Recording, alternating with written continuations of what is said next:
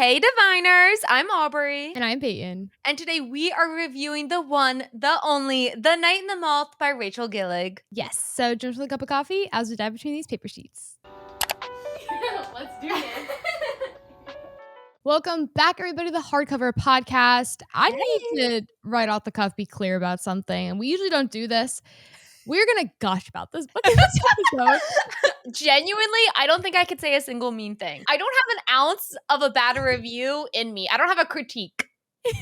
Yeah, so, if you didn't really like the book, I don't really know what to tell you.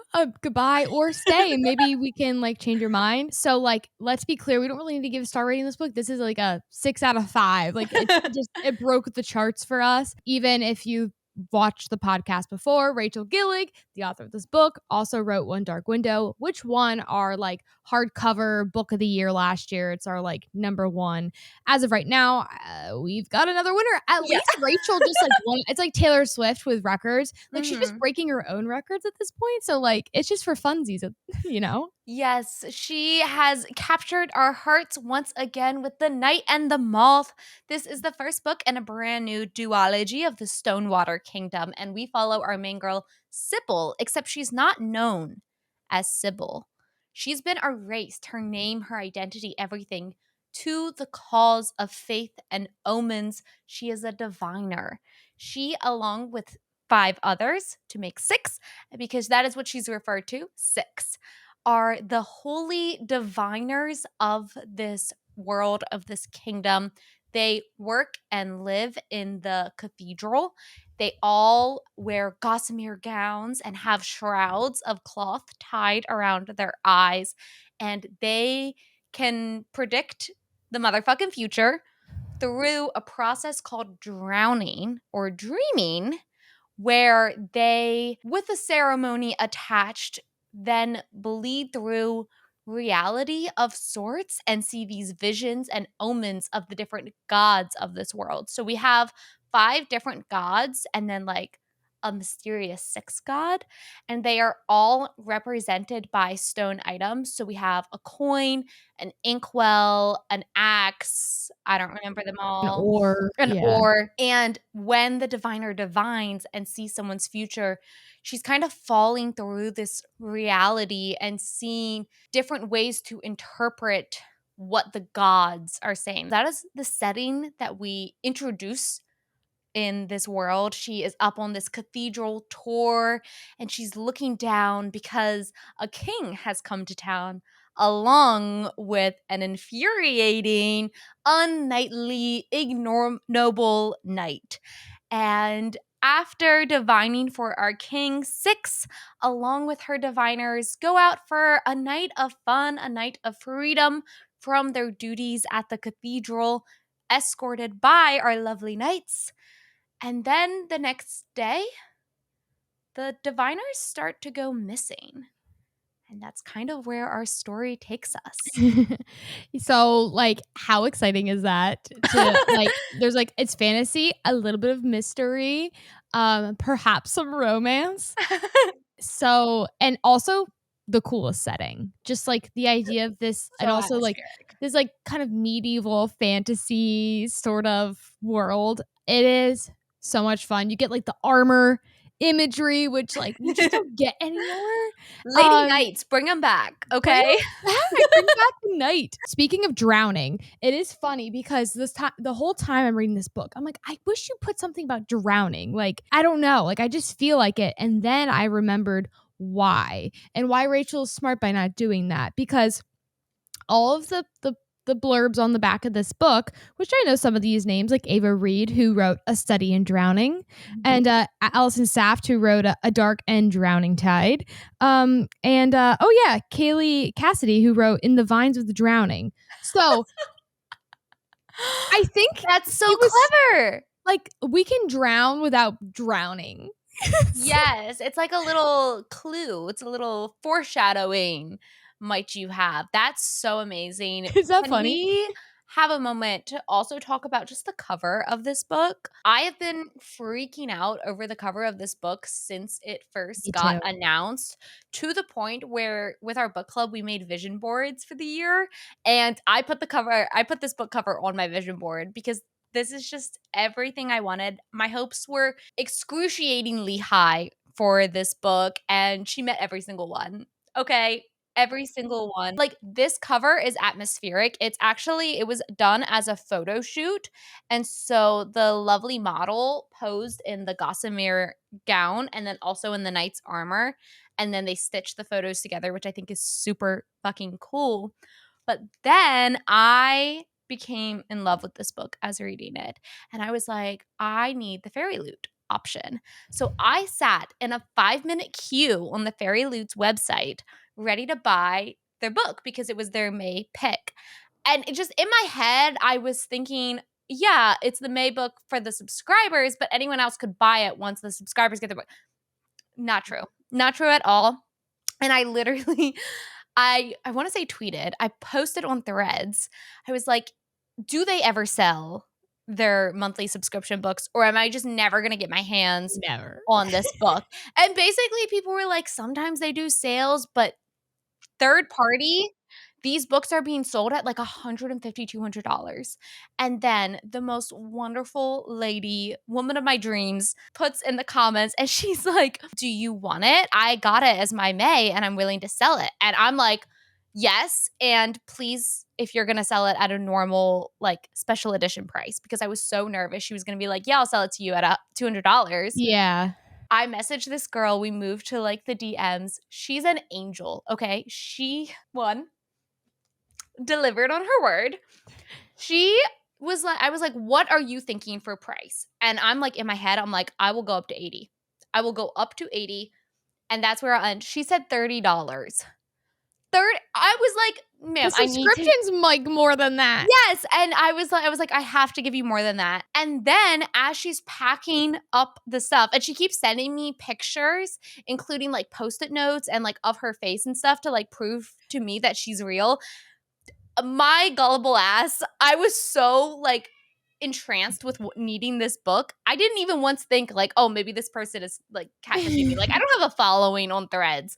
I was just like, "Yes, this person is real. I'm getting this book. It is going to be mine." She then was like, "Hey, I have some others if you want any for free." And I was like, "Oh." So I did Venmo her $60, even though she only asked for 30, because I was like, I You're a got 3 queen. books and the most gorgeous little thing. Like, it has like a lilac view, but just look at our girl 6. And in this art, I want to bring up something that I love about this book is that it is a romantasy, but it is not like any other romantasy out there. It is different in every way, including to the point where our main lead, her weapon is a hammer and chisel. Like, does that not give you a peek into the atmosphere Oh of my this god. book? It's always just like my knife. It's always like a little knife they keep on their thigh.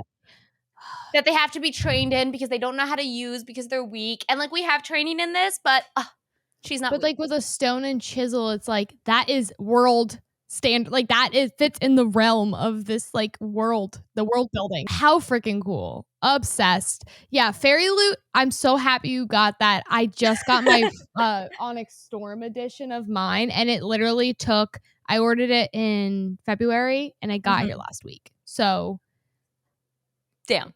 damn.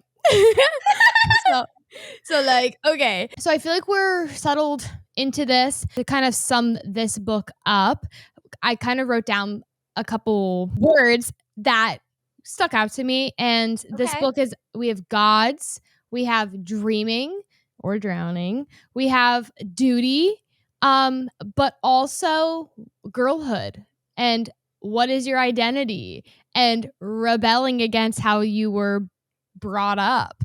Um, I just love a good book with elements of girlhood and powerfulness, but also being okay with being vulnerable and falling in love, and it's perfect. So, It's so beautiful. this is a the only hate not hate, maybe just like criticism Yeah. I've seen towards this book is the pacing. Rachel's kind of known for a slow start in the beginning of her books, but I actually disagree with people about the pacing.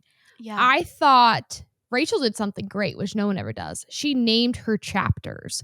And so we were able to get a glimpse into what this section of the book was about. And so when it came to these omens, and, of course, we have to visit every omen in this book. You kind of had a line of sight of like, okay, this is the pacing. This is how this is going to flow. We're going to have some plot in between, and it's going to be great. And I think that by breaking up the book that way, it kind of set my expectations as a reader, because sometimes I feel like at that 200-page mark, I feel lost. I'm like, all right, where's this going? I didn't feel that way in this book. Yeah, the book starts with a map like all good fantasy books does, but this is becomes a travel plot and you figure that out very quickly. Like before Yeah. you understand the whole plot, like the why of the book, you know you're going to get to visit every single one of these hamlets. And so it's a kingdom of 5 hamlets and each hamlet has their own omen or god like that they specifically worship. Right. And it starts off so atmospheric that you're just kind of vibing and existing in this world. And sometimes, like, people do think it's slow, but it was just so, like, beautiful Mm-hmm. that by the time we got to the plot, I felt like my feet were so firmly grounded. And what happens in the first 50 pages is plot, and it is important and necessary, but Right. you don't understand like the fact that the diviners will start to go missing, I think is nice to know up front. As soon as I knew that, that's why we kind of teased it, even though it's not part of the official synopsis, I don't believe, because as you're going through it, it adds a layer of suspense and it lets you know that the scene is being set and it's about to pop off. But I feel like it was plotted almost like a movie in that way. For me, like, I need to get to this point where, like, when are they going to start disappearing? Because in the beginning, they really, and I think it made it feel more real, is like, they have this girlhood and this, or sisterhood, really, of kind of equal suffering. They Yeah, they like pull trauma bonding. straws. Like, and they like all sleep together and they tell each other stories, and it's really, really sweet. So with pacing, I feel obviously the story and the writing has to do a lot with that. Rachel backing off of the one dark window, I felt that this and the characters in this book, at least to me, felt more real. I really loved the haunted charm of One Dark Window, but I felt like her writing was even more refined, which I didn't think was possible. I Genuinely. felt like she was more sure of herself in her writing. And honestly, it just felt a lot more magical. I don't know if it was taking out that really gothic setting. It just kind of felt like you were kind of closed into this box. And of course, in One Dark Window, you have the mist, and so you kind of feel suffocated the whole book. And in this one, you have her veil or whatever over her eyes. So, but still, I just felt more like whimsy in this book. And so I just think she's grown so much in her writing. Which is insane because One Dark Window It was is amazing. incredible.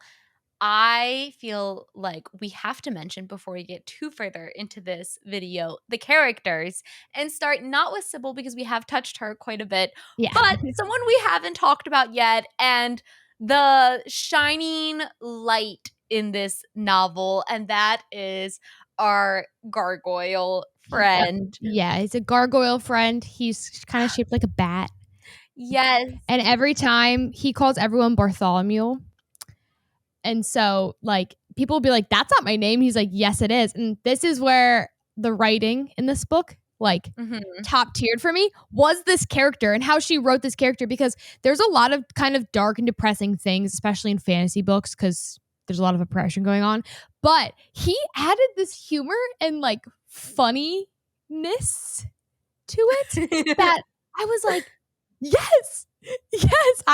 It's just one of those characters. She does the side characters so well, because in One Dark Window, Nightmare or whatever, like, he was funny. He was funny too. Genuinely, I have never laughed out loud so much while reading a book. And it's so funny because this setting is still a darker setting, and you have this like trauma and mystery and like such a high elevated atmospheric setting going on. And then in all of the moments where you think it's too tense, too serious, too almost not pretentious, but like pushing that way, literary, he will just say the funniest thing. And it's just beautiful. It's perfect. I want to talk about him a little bit. So they call him a sprite, which is like throughout this whole world, they have sprites. And if you don't know, it's a type of like animal fairy, It's like a but like mystical creature. still an animal. Yeah, still a And they can be creature. like anything, really. Yes. And our gargoyle is the only one who speaks. And he's just like childish and vulnerable, and he doesn't get phrases right at all. Like that's kind of like a bit in Yeah, the that's book. a bit. Yeah. And so Six, who has this very like not has this like proud behavior to her Yeah, she can where be her humor can be kind of dry sometimes. yes, and she's very like holier than thou. That is Yeah. her coping mechanism of thinking. She's It's like, like, I'm the favorite. I am the favorite. I am divine. I am holy. I am the only bitch who gets to talk to the gods. Kings are nothing to stone, okay? And so she just has like no room for bullshit. And she corrects him every single time on his phrases. And there's also like this underlying thing that I just thought was so fun. I beg all of you, if you have even the slightest curiosity of reading this book, to just read. It's not, I want to say the prologue. It's not labeled prologue, but Right. there's this little 1-page vignette that starts the book off before you get to chapter 1.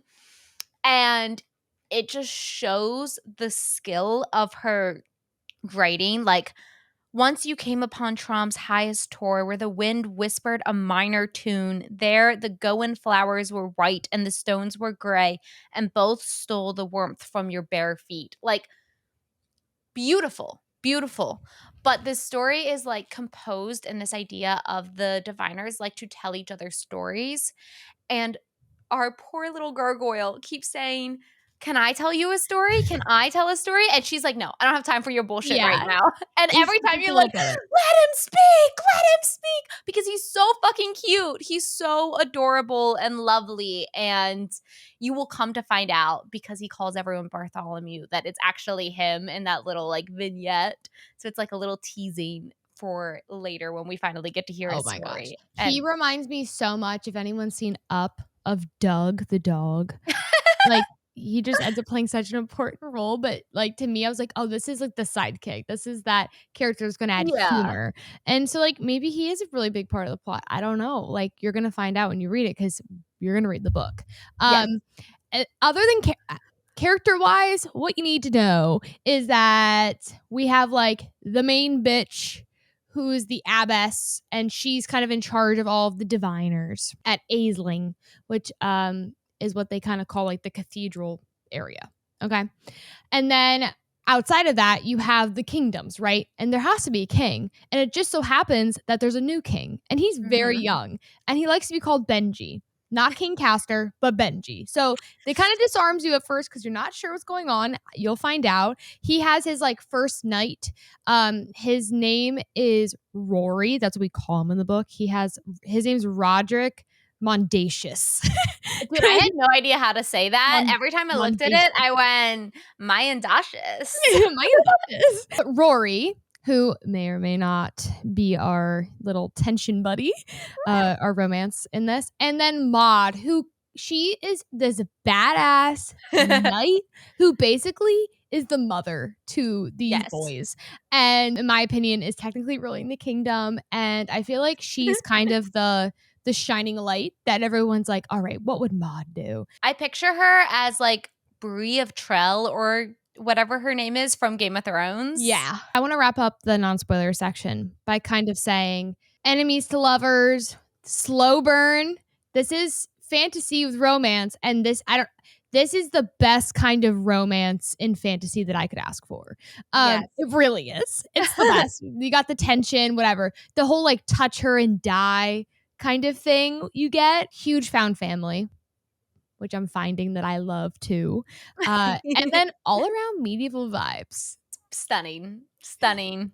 Genuinely. What I know what you gave it, but what is your star rating statement? Oh, that's great. I wish I could tell you off the top of my head. Do you want me to go? Yes. Okay. If I could give a book 6 stars, that is what I would give to a book like The Poppy War. That is what I would give to One Dark Window. That is what I would give to The Cruel Prince. If I could give a book 6 stars, I would give this book 7 stars. It's going to be I posted a picture of me with it when I finished the book, and I said, "This is the book I'm gonna be talking about still in 20 years." Because I think this book has everything of my taste jammed and crafted beautifully Yes. within it. 100%. The writing is the most beautiful, whimsical, literary, highbrow storytelling. It feels like a haunted fable in the best of ways. Our character is perfect. Genuinely, I wouldn't change a thing about her. She has flaws. I love a flawed character. She has a character arc. Amazing. She's a lady knight. Amazing. She's also a diviner and wears a white gown and everything's atmospheric and beautiful. This is technically a romantasy, and I do believe that like the plot is heavily pushed by the romance between the characters, but never once does it feel cringy, never once does it Yeah. feel overplayed, never once do the stakes not make sense as you were just like perfectly pushed through this narrative. The romance between her and Rory is perfect. Like Peyton was saying, it's a slow burn, and it's like it's the way that you genuinely believe that they instantly have chemistry, but you also understand why they're not fucking on page 1, right? Yeah. Like it makes sense, and the way they irk one another blends perfectly in like I hate when it's contrived and it's like, "Oh, I hate you because you're hot and I don't want to like you." No, Yeah. it's not that. She has like they have genuine reasons for not being together. Part of the character arc is getting closer at everything. And then it's just like a cherry on top. The fact that the gargoyle just makes me laugh. The entire book, the magic is one of a kind. The setting is beautiful. I love a travel plot. I love that we got to see everything that happens. I could just keep gushing about this page. In fact, before filming the podcast, I looked at my phone because I physically read a majority of this book. And so if I want to highlight something when I'm physically reading it, I just take a picture of the page and I go, I have so many pictures of this book. I actually cannot share them all. But I'm glad that I was able to read a little bit of the first page for you guys so you guys can kind of get a taste of the beautifulness that is this book. Oh my gosh, yeah, and it's rare that Aubrey and I are, like, synced up saying, like, "Hey, this is our Yes. favorite book." It's Mhm. very rare. Usually, we're like, "Oh, like, Peyton liked this one more, Aubrey liked this one more." No, there's, like, Mhm. this is it, like, that I didn't know was possible, but we are here, and it feels great, not to be so negative all the time, because I feel like that's what it's been this year. I said, "I'm speechless, Bartholomew." This is the kind of book you yearn to read for the first time again and again and again. Damn, 6 stars. And Yes. then I highlighted a bunch of quotes I liked from the book, which I won't bore you all with, but I'll share some in the spoiler section where they make sense. But with that being said, if you have not read the book, we are going to get into the spoiler section. So this is your time to exit on out, go read it, and come on back. We need to Peop read it too. Yeah, Like, yeah. I'm not kidding. Don't let us Pick spoil it it up. for you. Like, Pick it up. come on. Alrighty. We are here now. I think this is kind of how I feel, especially with books we really like. Sometimes it can be a scatterbrain mess because it's like, I like this, I like this, I like this. You know, like it's like a Yeah. little kid when you enter a candy shop, you're like, I can't pick. I think we should talk about really the twist of this book, which is the diviners, Aisling, the cathedral, the gods versus like Yes. the kingdom. Wow. I knew something was gonna go on with the gods, but, like, Mhm. finding out they were fake? Dude. Dead. And, like, dead. in a way that makes so much fucking sense too. Yeah. Like, when they revealed who the omens were, I was like, fucking clocked. Like, "Rachel, did you pick up a world religion book and just, like, read me dry?" Like Yeah, literally. I don't have a lot of religious trauma, but I know a lot of bitches do, and I think you will just heavily Relate. fall in love with this book. I actually have a quote if you wanna talk a little bit about your experience with the omens, because I think you were a little bit more shocked with the omens, and I was a little bit more shocked with the diviners when I find that quote. I knew that these omens, which basically we all know are like gods to them, I knew that something was sketch with them, but I really did think they were an almighty being power that kind of did rule over the world, the land, whatever.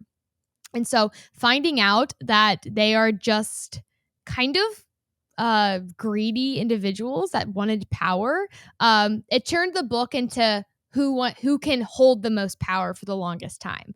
And so finding, and then you had the moth, who was this like secret sixth omen. And for the Mhm. longest time, I thought it was gonna be Sybil. I was like, she's the moth. And even there was a quote I may have highlighted. I'm not sure. I'll have to look, where she said like a moth to something, but like I'm not like that, or something like that. But the fact Mhm. that like they called this whole area Aisling, and then Aisling was actually the woman, the abbess, Yeah, who was her name? such a bitch. And I liked her in the beginning of the book. I was like, you're forced to do this job. Probably you're taking care of these girls. Like, you're not right, but you're just part of the system. Yeah. It's like No. Bartholomew. It's She like is the you're just system. part of the system. Like, Yeah. no, she is the system. And the fact that everything that she put onto the diviners was a mirror of her own struggle, like, she was very much like, "This is how I have to pay, so this is how I'm gonna fucking force you to pay." Like, she had to wear the shroud because she was literally stone. She had to erase her name, or at least decided to create this, like, Bigger fortress and than yeah, bigger than life story for yeah, herself, and so since her name was erased, she erased everyone else's name, like, crazy. Rachel Gilling, your mind. I'm obsessed with it. Yeah. Give it to me. Give it a little bit to me. I have the quote here. It says, this is actually the very fucking end of the book, but I think it just perfectly enraptures the messaging that Rachel had here with the omens and what Peyton was saying about the greed. Like, I think that's perfect.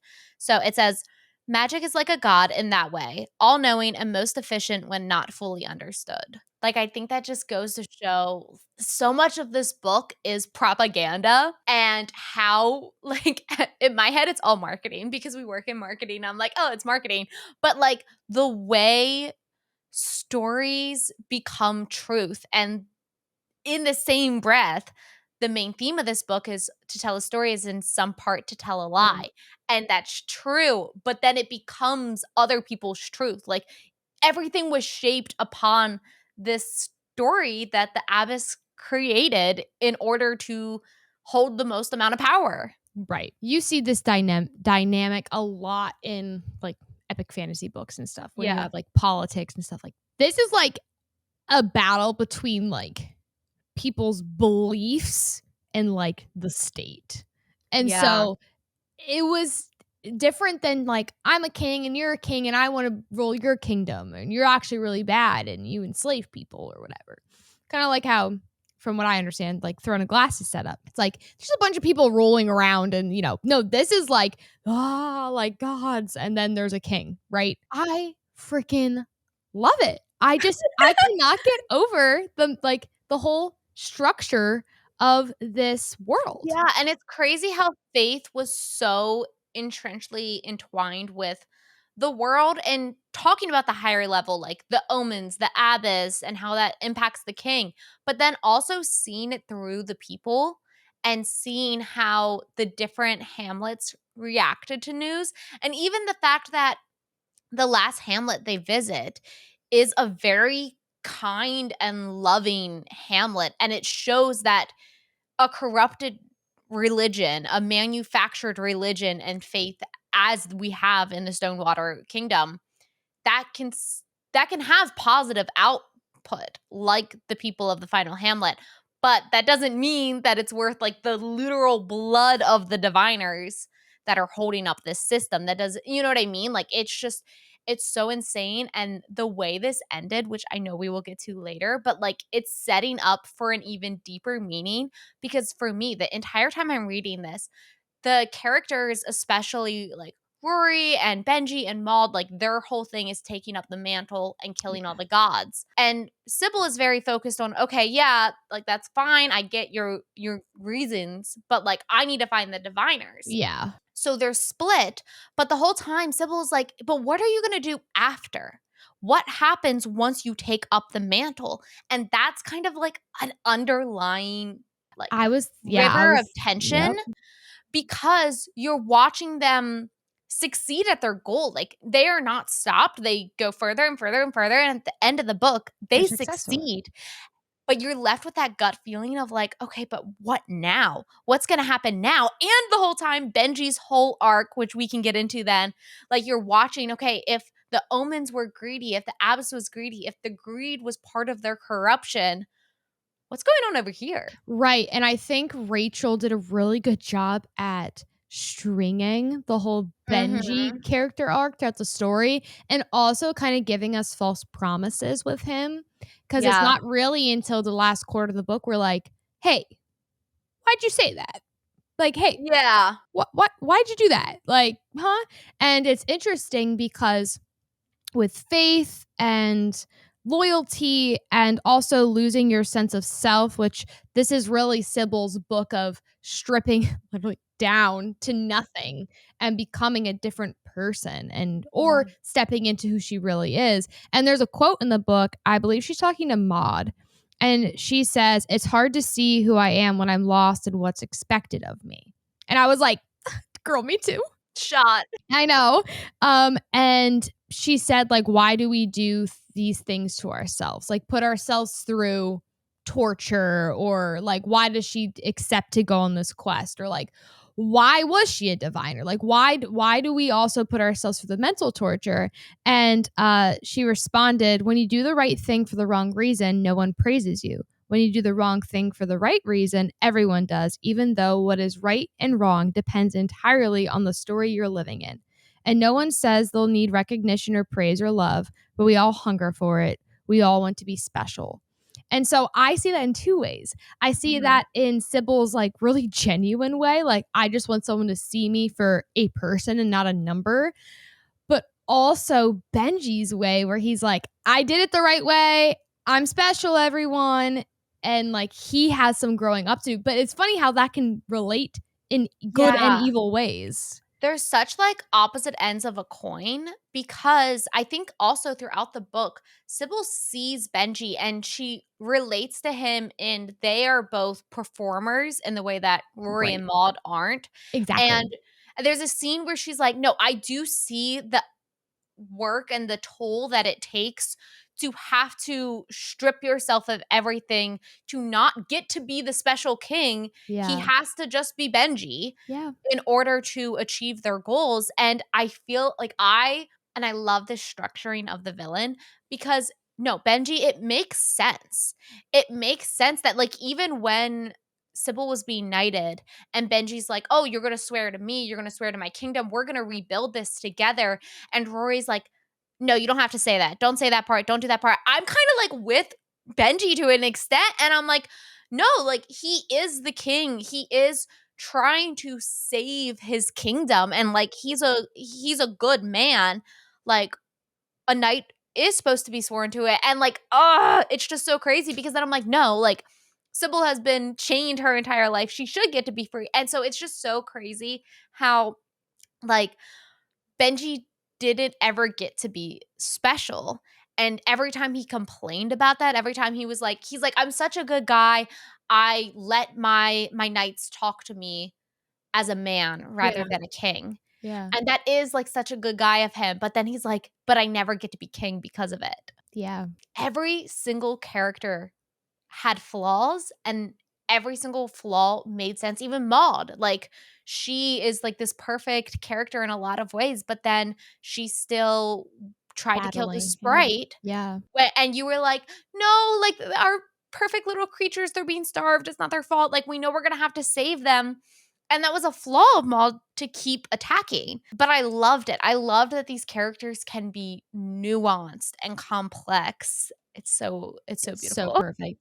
Yeah, it was really cool to see the theme of loyalty and, like, the restrictions that loyalty has. Like, if Yeah. I say I'm loyal to you, like, what are you interpreting that as, like, if you go drown and divine for me now? It's like, "No, I'm loyal to you, so don't make me do something I don't wanna do, Yeah. because I'm loyal." Let's go to the diviners. We can kind of wrap in with the kind of separation of state and churches here.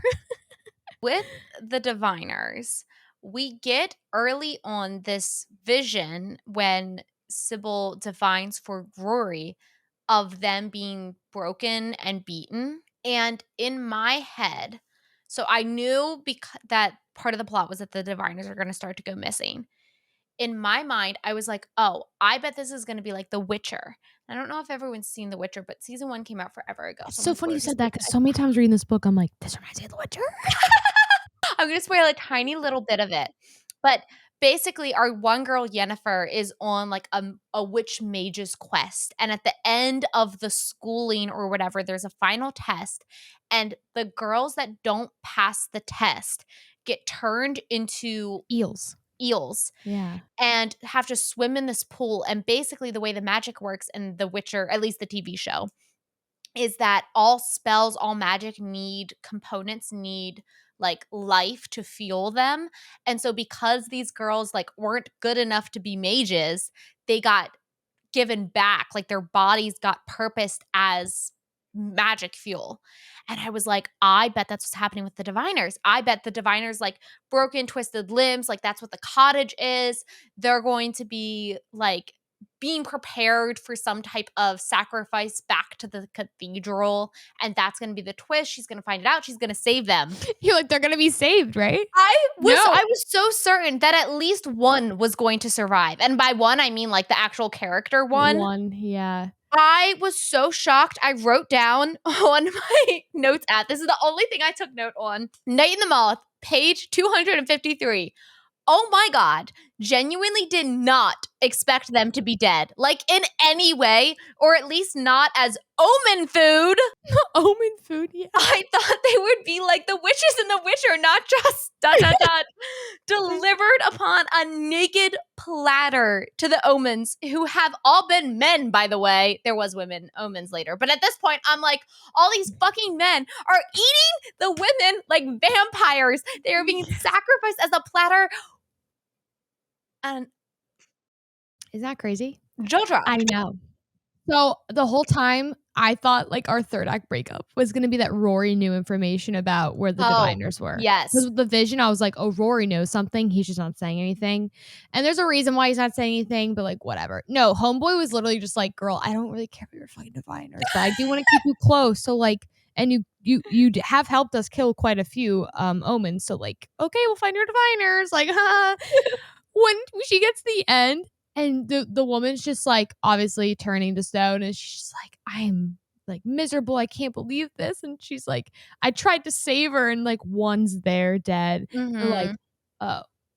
Like, I thought the omens before were lying about killing them. No, they weren't. They Mhm. were, like, a little, like, charcuterie board for the omens, which is, like, horrible. Yeah. And the gargoyles delivered. I know. And Bartholomew, that's why I couldn't Bartholomew, guess. yeah. I was like, "Why is this gargoyle?" I know he's weird, quirky, I love him. I Mhm. don't know why he's going along with this so much. Because he kinda seems like he's been around the block. Obviously, we know Yeah. now he has. But he's just like, "I'll follow you." And I think it was like a protection of like, "No."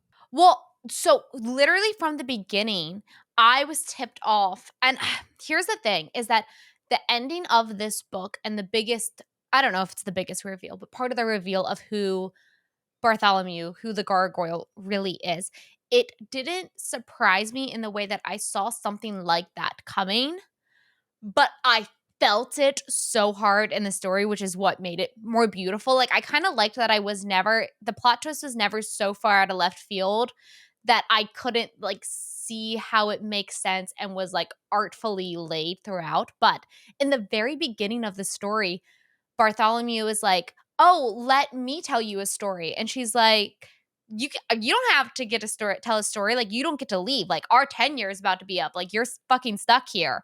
And he was just like, but he thought he could get to tell a story because he knew they weren't going to get to leave, and he doesn't get to leave, and that he was the diviner. And then later, when they are escaping, the gargoyle's like, I can't go through this again.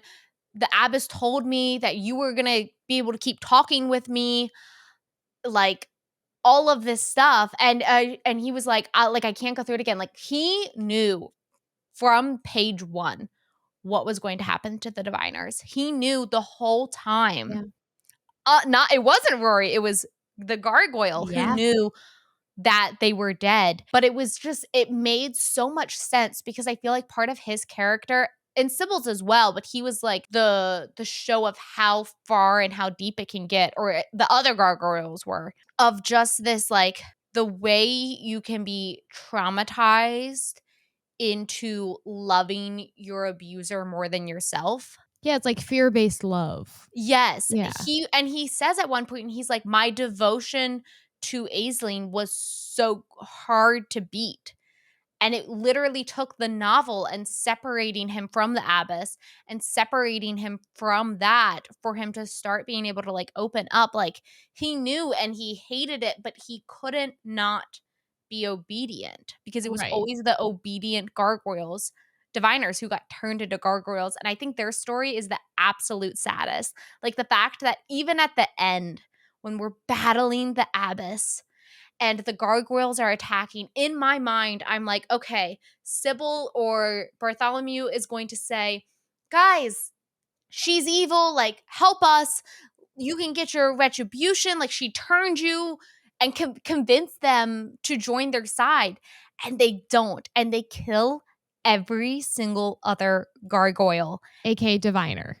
And aka it's diviner, just like aka collateral who damage. Sybil would have been. Yes. And, Right. like, that's so, like, heartbreaking that at the end Crazy. they couldn't be saved from their own indoctrination. They were too far gone to the cult, to the Right. world that the abbess built, and it's just fucking crazy, man. It's just fucking crazy. I with the, like, plot twists and everything, Yeah, I yeah. think I was genuinely surprised by a lot of this book with the omens and with even, Bartholomew's story. But what you said earlier with it wasn't, like, out of left field, I felt Mhm. like when I read it, I was like, "Cool." Like, "Yeah." Like, "That makes sense." Like, Yeah. "That's cool." Not like, "What?" Like, "Where did this come from?" Like, "Who the fuck are you?" Like, it all made sense in a way that and I put this, I think, somewhere in a review. Hmm.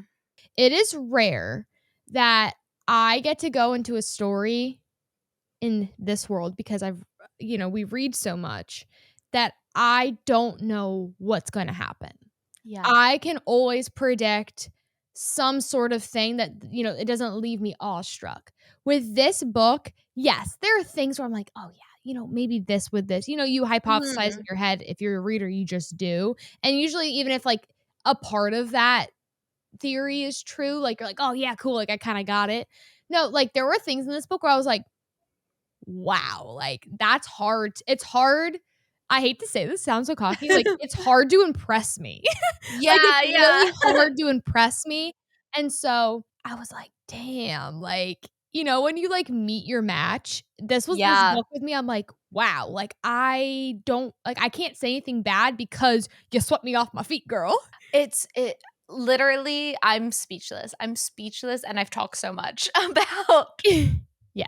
like, I feel like I cannot properly express how good this book is, and I don't understand how people are giving bad reviews. And I understand taste is subjective.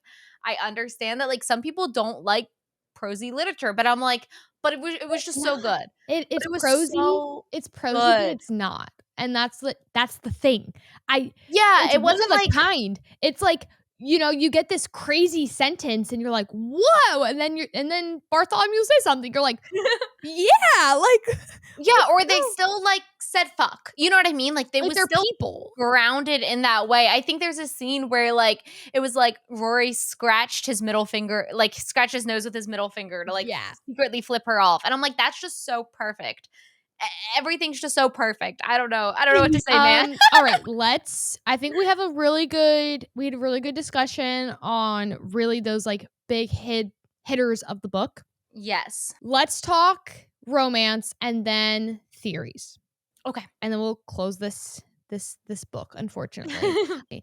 Romance. Oh my gosh, it's very grumpy sunshine, and I would actually like to say that the grumpy is Sybil. I was gonna say, I think it's grumpy grumpy. Yeah. Yeah, but it's like grumpy and then grumpy sunshine because Yeah. he has a way of, like, looking on the bright side of things a lot of times to her. He's only snarky and kind of dark with her because he Yeah. thinks it's funny. Because I think she's so, like, dry where he was like, "Cool, I'll meet you there," which I think is funny. Like, even when she pukes on his shoes, like, he says something funny to her, and she's like, "That's not funny." Yeah, yeah, she's definitely, like, the rougher one of the 2, and I think it's, like, a perfect example of, like, he fell first. I don't know if she's gonna fall harder, but he certainly fell first, but at the same time, like, because of just who she is and, like, the whole time, she is like, "I am better than this man." I love it. And she is. And she is. But because she has this attitude towards him, like even at the very beginning, she's like, "You're gonna fucking take me and my bitches to the fair." Yeah, like, And we're at the going. time, I'm like blushing. I'm like, "Girl, he's a knight. You're saying this in front of the king." But it makes sense because they were taught so heavily by the abbess that like they were the shit. That of course that's how she internalized it, and that's kind of like what she had to do. But like, he's like, "This bitch, this hot bitch." It's funny though because she's so insecure, and in her inner monologue, you get that a lot, just like with her not being able to show her eyes, and like, I mean, that whole scene of her taking off her shroud, like Mhm. there was a lot of fear in her head, and I think that like the cockiness kind of was a mask, Yeah. literally, Yeah. to what she was going through. Obviously, layers get pulled back in this book. They kind of obviously become more intertwined. I felt that the romance in this book wasn't so serious, and it was actually a relief. It was some Yeah. there's a lot of dark, just like the way the plot is, with like people getting eaten naked, and it's a lot. Like that's kind of like Mhm. horrible. I just think the romance kind of felt like a fresh of breath there of like there's something new blossoming, there's a future, and romance is great like that. I felt like their dynamic was it felt very real and Mm. very honest. I don't think especially Sybil, oh, it's a cookie cutter romantasy, you know, female and a male main Yeah. character. Yeah, I mean, if you think about that first, like, scene where they're playing the game and they're trying to get him off his feet, if this was a typical Sarah J. Maas Fourth Wing, like, cookie cutter romantasy, this is how it would have happened. Literally, it would have been like the kiss one, like Yeah. what 4 tried to do. It would have been the kiss or something like that, and then it would have been like, and then I knock him off and I'm on his chest and I'm grinding and I can feel his pelvis against me. You know what I mean? Like it would have lingered on that moment. And instead, she knocks him over and she's like, "See, I know how to have fun." And he goes, "You're a fucking Scrooge," he groaned, dropping his gaze to my mouth. "Wouldn't it have been easier just to kiss me?" And she goes, "And deny myself any pleasure." Like, Yeah, it's just so good. There was a word that they called each other, like, "You're such a, like, dingbat," or something in this book that, like oh, like dimwit. No, not. dimwit, or something like that. Like, there was that little word, I'm like, "That's so funny and so mean and, like, Yeah. awesome." Like, basically she's like, "You're such an idiot." And I was Yeah. like, "I say that." I feel mean when I say that to my partner, and I'm like, "Oh, I don't mean it like, you're not actually an idiot, but, like, you're an Yeah. idiot, and it's Yeah. I'm flirting with you." You're an idiot. It's what I'm trying to say, like, "You're an idiot." Hard Um, eyes. and so I like, oh my gosh. The thing the Mhm. the role that Rory played in this book for Sybil was more important than their romance, I think. Yeah. I think Rory was the first person to advocate for Sybil and Mhm. also push her to not take oaths just because that's all she knows for the sake of comfort, or like obviously her whole life has been Dictated, be yeah. dictated by Well, taking yeah, there oaths was and that scene where Maud was like, "Why don't you join the knighthood?" And Sybil is like, "Oh, she's offering this to me as a sign of, like, showing me that I could still have a place right. somewhere, of a found family offering." And Rory immediately clocks it, and he's like, "You don't have to do that. You don't have to do that." Yeah, kind of like and it's funny because a lot of times in my own life, people who are older than me and they've gone down a certain path, so I'm like, "Oh, like, they're successful, I'm also gonna go down that path." And they'll come to me like, "You don't have to do that." And I'm like, "Oh, because you have experience, and you're trying Oh. to advocate for me." And so, I think that he's like, "Take off the rose-colored glasses. Who are you? Who do you wanna be? Be who you are." Which is so important in the next book. Yeah. Before we move on from the romance and the ending, Mhm. 2 quotes that I just love. One Okay. is our final Bartholomew, just funny thing. "For the sake of my sanity, put Bar" he says, "For the sake of my sanity, put Bartholomew out of her misery, tell her you're in love with her." And then he says it to her, it's like, "Or you're in love with him, like, just say it." And it was like that comedic relief of like, I love that you guys scene. love each other. We all see it, like, move on. The unraveling, which I love that the unraveling is just her having an orgasm. That's what it means. Like, Yes. I just love it. I, like, love it. Chapter title, "When She Finally Comes." Yeah, like, that's literally what's happening. But he says to her, obviously, it's a very intimate moment, it's when she takes off her shroud, like, there's a Yeah, lot I have the happening. same quote seamed. Yeah. Same. He says, You could walk over me, Sybil Delling, throw me down until I'm dust. I don't know what to call it, but I want it. I want you." Yeah, Like, okay, yeah. I'm sending this to my fiance to put in our vows. Like, I don't know Actually. I don't know what else to say. Like, Oh, I'm so obsessed, and I loved that he was always able to find her eyes underneath the shroud, and, like, that was a point of, like, Benji and, like, other characters who she was still very and they close were to couldn't. searching. Yeah. And then also, when he was fitting her for armor, Damn. that was so fucking hot, and then he, like, gets up in her face, and he's like, I think, like, oh my god, I'm blushing. I'm blushing just at the thought of, like, him, like, calling her out on her shit and being like, "No, you're attracted to me. You fucking want this." And then he leaves, and I'm just like, Yeah. "Kill me."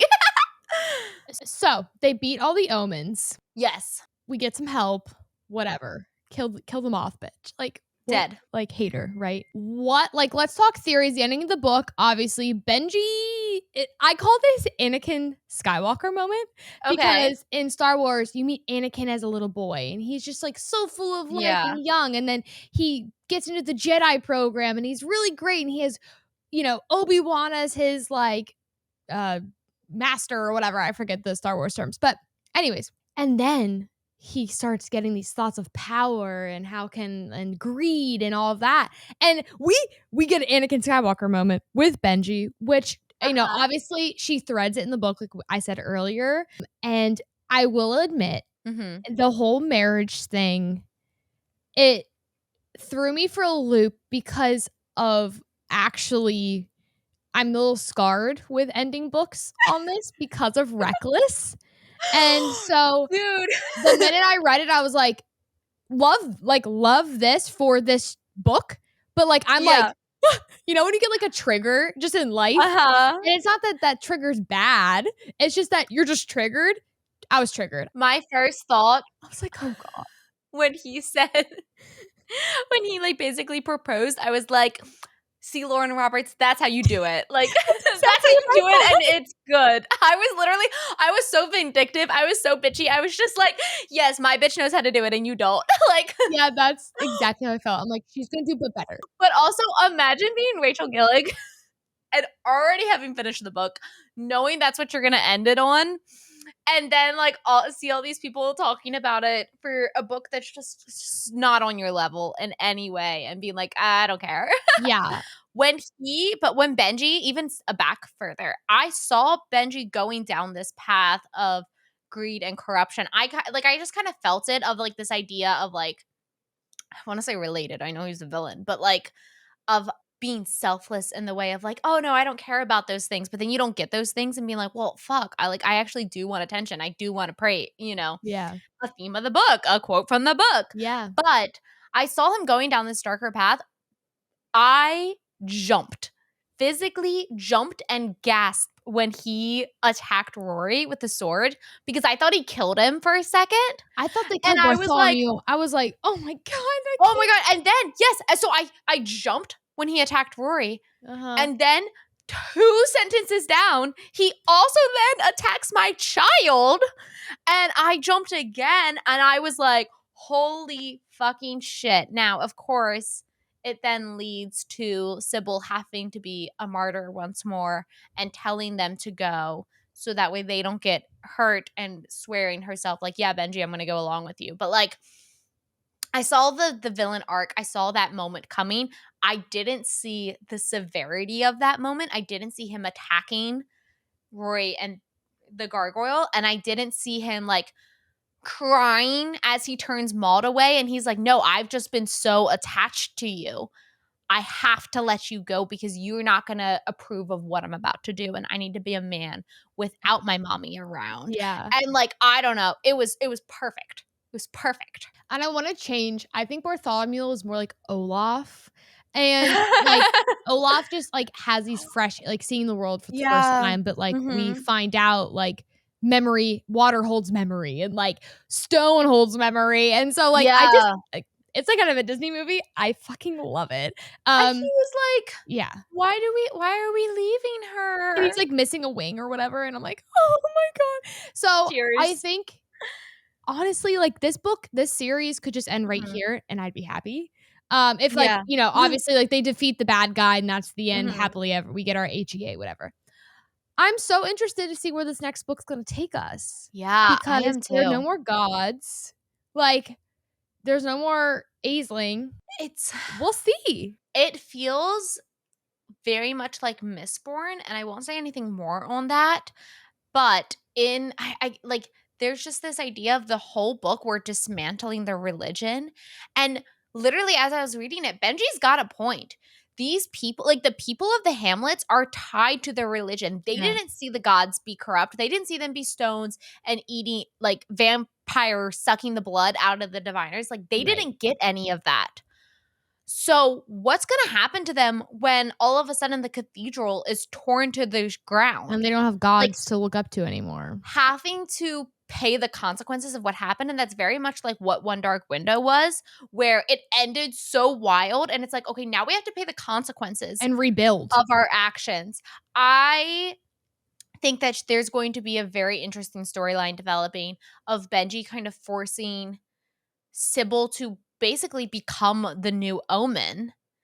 And also, Sybil has been drinking all of the water. Yeah, the spring water, yeah. She's immortal Yeah. to a point. Like they made it very clear with the Weaver that if you stop drinking, you'll just eventually turn to stone, and like that's the punishment that she would have faced that the bat faced. But she drank the water. So eventually, even when she's old, she's going to turn to stone. But also, Benji and Rory also drank the water. So they also are, so to speak, immortal. And we didn't talk about that. No, and I love this romance, but, like, obviously these are all theories because the book's not out. I Yeah. would love if this ended with, like, she, like, sacrifices herself in some way to stop the cycle, but it's Yeah. not a way of, like, she was the martyr again. It was this Mhm. very empowering, like, no one wins. Yeah. Like, I want no one to win. How does that sound? Mhm. Just like Bartholomew has to stay alive, though. But I know Rachel's gonna kill him in the next book. I I know. know it, and I'm pissed off because he served his purpose to kind of, like, wrap up this, like, beginning story for Yeah, us, as the first diviner, well, and she's the he is an last. opportunity to literally tear our hearts out because every single Goodreads review mentions him, and I She don't wanna can't get too touch caught up, him. but, like, guys, She's gotta be in love with him too. No, yeah, no. I I need a I am shirt. a I need a fucking shirt. Bartholomew truther. Oh my god, I'm so pissed. Side note here that the only Bartholomew merch at the moment is the little pin, but it's at fucking Target. And I'm not going to shop at Target. I'm not going to break the boycott to buy a little Bartholomew pin. But I'm like, when is Barnes and Noble going to fucking pick this up? Okay. Because like, I want a shirt. I want a tote bag. I want a blanket. I want art in my home. I love it. I feel like it's like my I'm Twilight craze again. Like, I need no, changes on my wall. literally. A cutout of Edward, please. Also, I'm interested that One Dark Window and Two Twisted Crowns both are romantasies, and I felt like they were a lot less romantic than this one. Yeah. But in it, she introduced a new couple, a new love interest for book 2. So that way you could still have those like romance beats because the couple got together in book 1. I don't think that Sybil is going to find a new love interest, but there's also like no other like teenage girl going around. Perchance we're gonna get a mod romance. A mod romance, or, It you kinda know, in hit. One Dark Window, they were able to speak to each other. You can't in this book. That's, like, No, not a thing. they're gonna be fully separated. So, yeah, I think the tension's gonna be, like, I'm like, "You know what? Yes, separate. Let's go." I was like, "Yes." I do Keep not them want you near apart. each other. You know, like, I would, like, wanted them obviously love Rory, love Sybil. I'm Yeah. like, "But by the end of the book, you guys better be separated." Yeah, like, I don't wanna lose the magic Yeah, exactly. that sometimes Oh, happens if they're together for so long. I'm so excited. She has already written all of book 2. yes, it's It's done. just in, like, editing phases, but I'm like, "Hey, publishers, Give us Orbit, give us an arc. I'm give me it officially now. asking if Give there's me it any now." publishers watching Orbit, Mhm. please Please. give us an arc. We gave your book such, like, we got you so much sales, okay? Give us the arc. We need it. I We need it need it. right now. I'm so sad, but, like, and I hope that doesn't turn anyone off from reading a book because some people will wait for a completed series, but, like, no, you need to. No, I jump do love in. to sit in the anticipation. Yes. I love that in a year, I'm gonna be like, "Oh my god, my favorite These book's coming back characters, out." yeah. I want a Barnes& and Noble midnight release party. I want merch by then. I want everything. Everything to celebrate what is sure to be just forever my favorite book. Yeah, so you all know we're definitely gonna review book 2 when she drops. So if you wanna be around for Yes. that, subscribe, turn on your notifications so you don't forget about us. Hit that bell. Yeah, and if you jumped on this, like, the first wave of this fan craze for this, comment down below. Let us know your favorite character. Let us know if you liked it, hated it, whatever. Obviously, we loved it. Yeah. All right, y'all. Thank you so much for joining us and happy reading.